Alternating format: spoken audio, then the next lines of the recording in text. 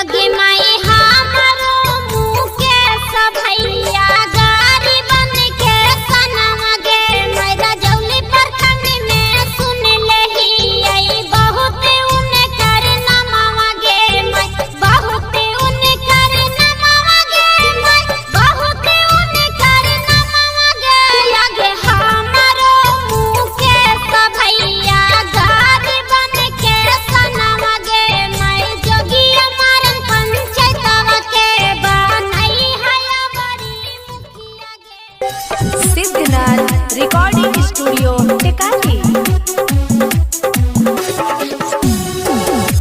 किया के मैं दुआरी पर से पूछती ना बड़की दीदी ना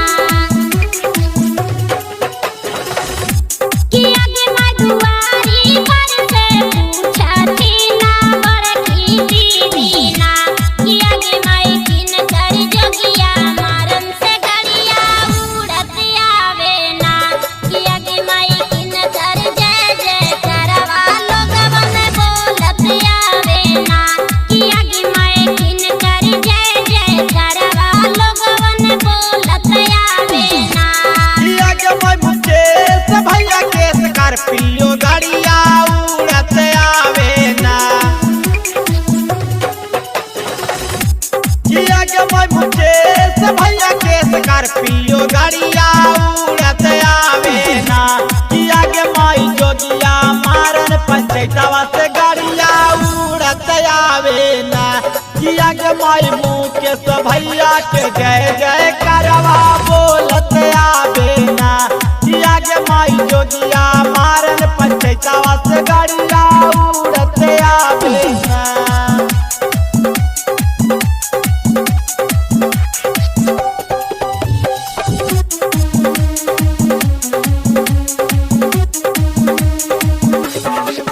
किया के माई किन कर नमवा गाली गाली सोर हाई ना किया के माई किन कर नमवा गाली गाली सोर हाई ना किया के माई किन का जितावे ला जनता तावा तोड़ हाई ना किया के माई किन का जितावे ला गाली गाली सोर हाई ना किया के माई किन का जितावे ला जनता तावा तोड़ हाई ना किया के मैरा जौली पारा खंडवा में जय जयकार हाई ना किया के माई जोगिया मारन पंचायतवा में जय जयकार हाई ना किया के माई मुकेश भैया के जितावेला जनता तैयार हाई ना किया के माई जोगिया मारन पंचायतवा में जय जयकार हाई ना किया बारी मुकेश भैया के जितावेला जनता तैयार हाई ना। Siddhnath recording studio Tekali.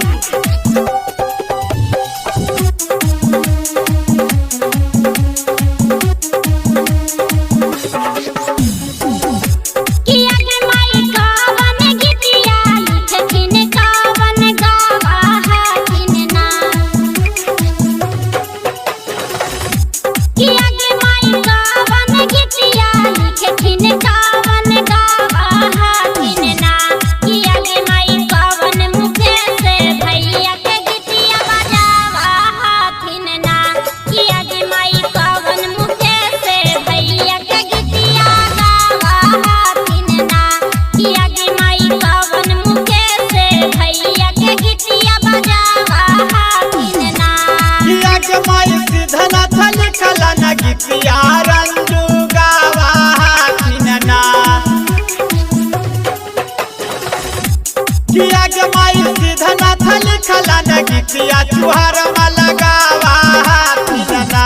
किया के माई मुकेश भैया के गीतिया राजू बजावा हथिन ना किया के माई मुकेश भैया के गीतिया राजू बजावा हथिन ना किया के माई जोगिया मारन के जनता गीतिया बजावा हथिन ना।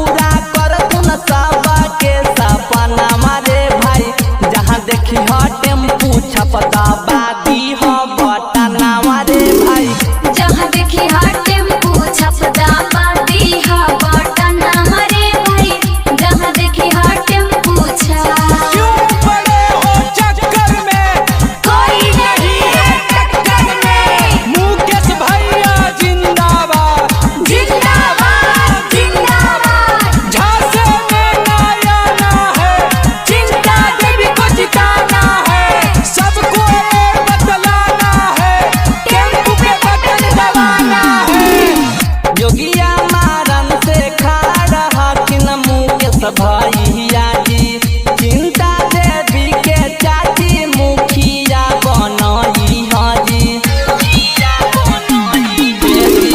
जोगिया मारन से खा रहकिन मुकेश भैया जी चिंता देवी के चाची मुखिया बनई हाजी अनुपम बेदर्दी के मानी ह कहनमा जी अनुपम बेदर्दी के मानी ह कहनमा जी कहाँ देखी ह टेम्पू छपटा बादी ह बटनमा जी